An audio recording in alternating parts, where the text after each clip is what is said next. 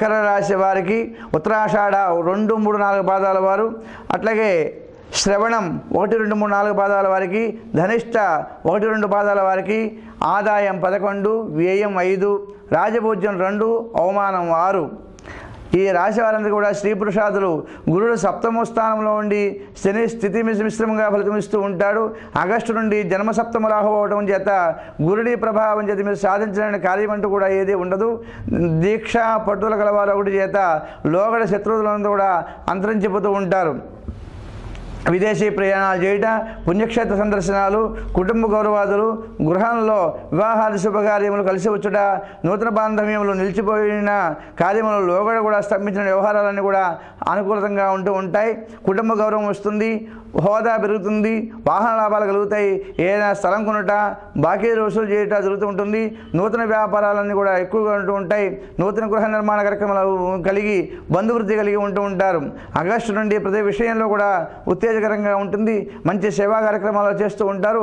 అప్రత్యర్థ లాభాలు ఎలాంటి అధికారులైనా మీలో నుండి ఉండిపోవలసిందే. చాతుర్యంలో కాలక్షేపం చేస్తూ ఉంటారు. స్త్రీ వ్యామోహంచే మనోవాంఛలు ఆత్మానకరం కలుగుతూ ఉంటాయి. గతంలో చేయలేని కార్యాలను కూడా పూర్తి చేసి మీ సామర్థ్యాన్ని వెలుగులో తెస్తూ ఉంటారు. ఉద్యోగస్తులందరూ కూడా ఈ సంవత్సరం ఆగస్టు లోపలనే బదిలీలవుతూ ఉంటాయి. స్థానచలనం, గృహ నిర్మాణాది మార్పులు జరుగుతూ ఉంటాయి. ఆగస్టు దాటితే బదిలీలు ఉండవు. ఆదాయం వృద్ధి, ఏలినాడ్స్ అని ప్రారంభమైనా కూడా ఇబ్బందులు ఉండవు. అధికారుల యొక్క అనుగ్రహం, సమయోచిత జ్ఞానం వల్ల ముందుకు పోగలుగుతూ ఉంటారు. కేంద్ర రాష్ట్ర ప్రభుత్వాలలో పనిచేయ వారందరూ కూడా మంచి యోగకాలంగా ఉంటుంది. మీ యోగ సమర్థతకు గుర్తిస్తూ ఉంటారు. అందరూ మీ సహాయాన్ని కోరుకుంటూ ఉంటారు. నిరుద్యోగులు ఆగస్టు తర్వాతనే శిరస్థరం కలిగి ఉంటుంది. రాజకీయ రంగాల్లో ఉన్న వారందరి వారికి కూడా ఈ సంవత్సరం ఆగస్టు వరకు కూడా గడ్డుకాలమే. తదుపరి యోగకాలం ఇస్తుంది.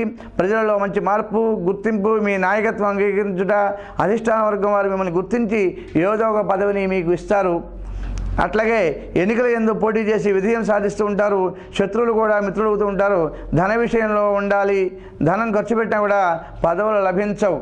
కళాకారులకి సంవత్సరం గురుబలం బాగున్నది కాబట్టి జీవితంలో స్థిరత్వం లభించి ప్రజల్లో మంచి గుర్తింపు చేసుకుంటూ ఉంటారు. ఈ సంవత్సరం వ్యాపారస్తులందరికీ కూడా మిశ్రమ ఫలితంగా ఉంటుంది. కొందరికి లాభించినటువంటి వారందరూ కూడా మరి నష్టపరుస్తూ ఉంటుంది. రిటైల్ వ్యాపారాలందరికీ కూడా కలిసి వస్తూ ఉంటుంది.